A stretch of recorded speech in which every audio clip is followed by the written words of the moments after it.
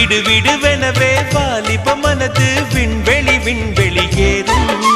மன்னவா ஒரு கோயில் போ இந்த மாளிகை எதற்காக?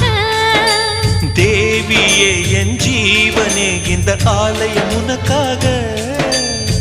வானில் ஒரு புயல் மழை வந்தால் அழகே என்னை எங்கனம் காப்பாய். கண்ணே உன்னை என் கண்ணில் வைத்து இமைகள் எனும் கதவுகள் அடைப்பேன். சத்தியமாகுமா?